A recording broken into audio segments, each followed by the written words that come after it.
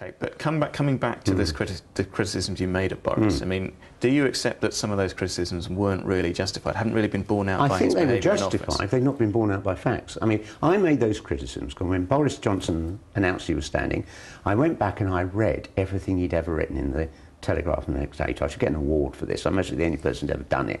And what he wrote was incredibly right-wing. He talked about piccaninnies, about watermelon smiles, opposing the minimum wage. Here was a hardline Thatcherite. And then he becomes mayor and he carries on quite a lot of my policies in favour of amnesty for illegal immigrants and all that. And what I think I now believe about Boris, I actually don't think Boris really believes in anything ideological. He just thinks people like him should be allowed to run things. OK, but was it a mistake to go... I mean, there was, I thought, a very effective line of attack you could have made against Boris, which is he'd shown no previous interest whatever in London. You know, he mentioned the word London about twice as an entire parliamentary career. He wrote 3 Telegraph articles in that entire time. You know, one of them supporting me. His record of Minister of Competence was not all that enormous. Why didn't you go on those lines? They'd have been much more effective. Well, what can you do except take what a man writes as what he believes? I mean, but we did in the respect of actually assuming. I mean, one of the reasons... He had no political record, he only had his writings. Well, one of the reasons a lot of people objected to your campaign was that it went for the man rather than the ball, and it was a personal attack on Boris. And actually, there was a record there to attack, which would have been a legitimate thing and a more effective thing to attack. There isn't a record.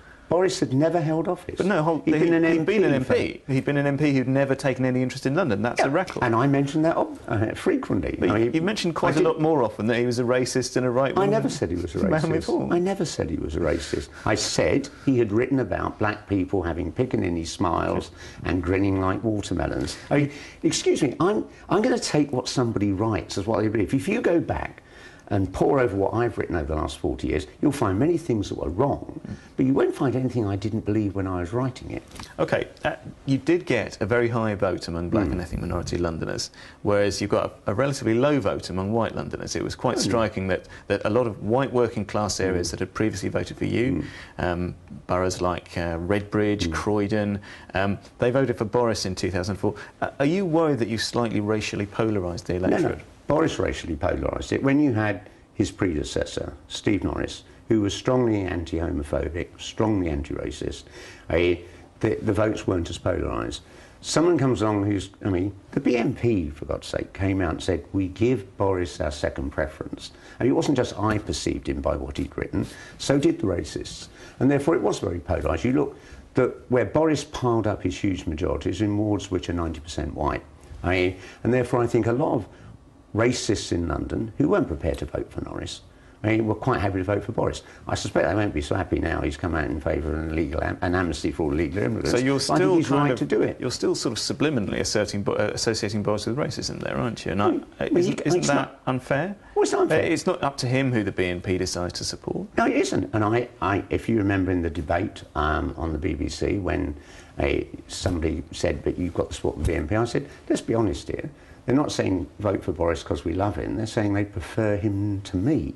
I mean, I think they actually define vote for the fool, not the socialist, or something like that. OK, I mean, one of the other criticisms across the political spectrum was that you were too close to radical Muslims.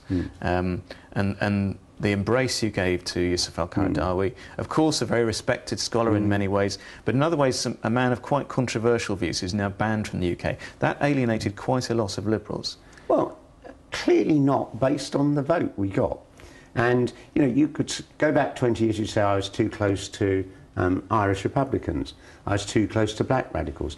My broad view in society is I'm interested in seeing who's getting the shit kicked out of them and defending them from the rich and the powerful. I mean, Yusuf al-Qaradawi has said, quote, to be absolved from guilt, the raped woman must have shown some sort of good conduct, that is, dressing modestly, not asking... That's not a view you'd associate yourself with, surely. But I made this clear at the time. I don't agree with Sheikh Qaradawi about homosexuality, but I don't agree with the chief rabbi or half the Christian church. All religions are bad on the issue of homosexuality. You didn't make a big thing about inviting the chief rabbi and embracing him, and the chief rabbi has, in any case, got actually fairly middle-of-the-road views on homosexuality, as far as I know.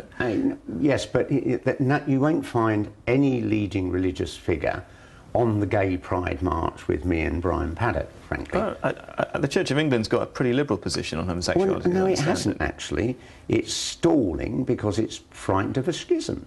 And but you won't get any church leader saying that homosexuality is a sin and homosexuals should be killed. Excuse me. I mean, any leader of the established church in this country, the Christian Church. No, but after 7/7, the bombings on the London Tube, a Baptist preacher in America said he wished more Londoners had been... No, let me finish. He wished more Londoners had been killed because we tolerate homosexuality. But every religion's got its nutty... Sure, but... Remember the rabbi who said 1,000 Arab lives aren't worth a Jewish finger? But you're not comparing some Baptist madman in the US with a man like Sheikh Qaradawi, who's a recognised leader of his faith. I saw Sheikh Qaradawi as the Muslim equivalent of John the 23rd, a great reforming radical. Let me quote you something else he said. Can I tell you, you're wasting your time, because I don't believe all these quotes. I met the man. The man looked me in the eye and said, you should not assault homosexuals, you should not strike your wife, you should welcome Jews and Christians as people of the book. And so I'm not going to believe what I read in right-wing papers or on Zionist websites. This is from his own book, The Lawful and Prohibited in Islam, Ken. It's from his own book. He is interpreting what's in Islam. I mean, for a Muslim, it's not like being a Christian. You can be the Archbishop of Canterbury and say, well, I'm not certain God exists. No problem.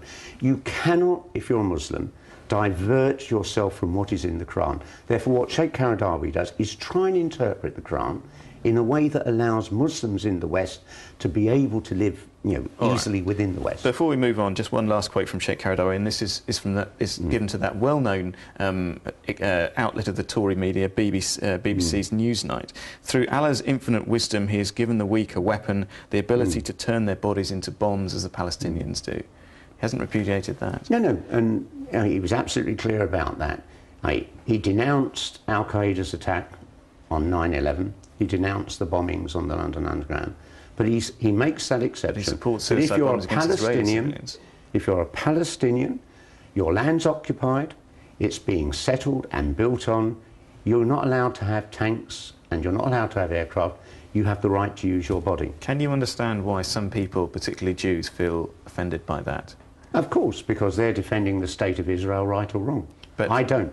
OK, but these are Jewish civilians we're talking about. They're not the state of Israel. They're people on buses in Jerusalem. Absolutely.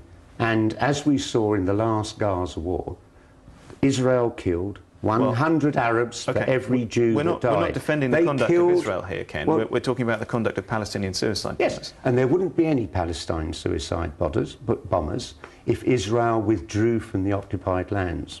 That's the truth. If Israel wants peace, it should give up its 200 nuclear weapons, it should withdraw from Palestinian lands, it should stop its roadblocks. So do I take this that you support suicide bombing as well? Well, I don't, because of all the things I've said. I'm not in favour of killing anybody. All right.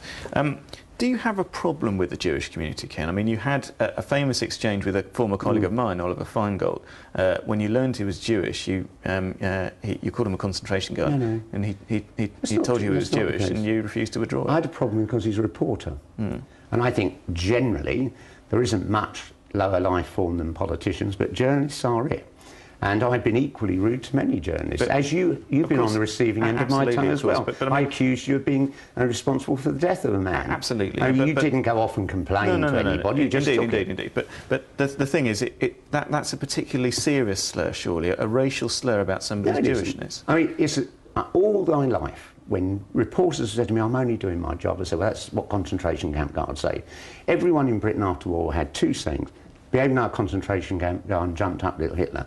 I'm not going to exempt a Jew from those epithets simply because they're a Jew. He's a reporter before he's a Jew.